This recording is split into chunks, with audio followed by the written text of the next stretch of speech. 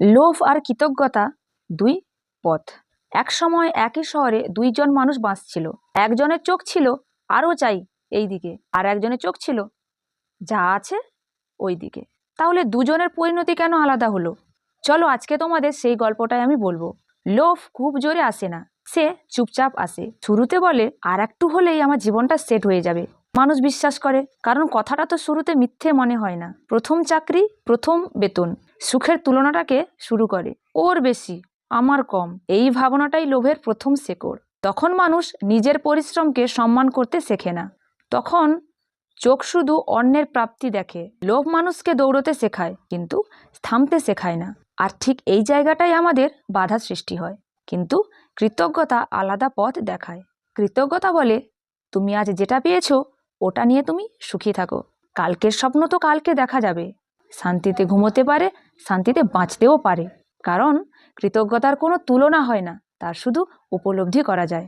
লোভ মানুষকে বলে আরও টাকা, আরও নাম, আরও ক্ষমতা, কিন্তু বলে না তার বদলে তুমি জীবন থেকে কি জিনিসটা হারিয়ে ফেলছো। কৃতজ্ঞতা মানুষকে শেখায় সম্পর্ক, স্বাস্থ্য, সময়, এসব হারালে কোনোদিন ফিরে আসে না। লোভ ধীরে ধীরে মানুষকে একা করে দেয়, ভয়ঙ্কর একা, কারণ তখন সবাইকে লাভের হিসেবটাই দেখা যায়। কিন্তু কৃতজ্ঞতা মানুষকে সংযোগ করতে শেখায়, একসঙ্গে থাকা বা একসঙ্গে বাঁচা শেখায়।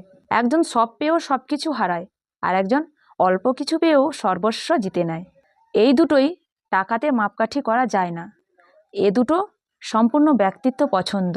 এখন তুমি লোভ পছন্দ করবে নাকি কৃতজ্ঞতা, তোমার উপর ডিপেন্ড করে। কিন্তু তুমি যদি এটা খুব দ্রুত বুঝে যাও, তাহলে তোমার জীবনের পথটা অনেকটা সক্ষম হবে, যা তোমার ভবিষ্যতের জন্য ভালো। আর যে নিজেকে ভালোবাসতে শেখে সে কখনো নিজের ক্ষতি করে না। আর লোভ হচ্ছে ভয়ঙ্কর ক্ষতি নিজের জন্য। আর তোমার ক্ষতি যদি তুমি নিজে করে ফেলো, তাহলে পরিবারের দায়ভার কে নেবে? তোমাকেই সামলাতে হবে।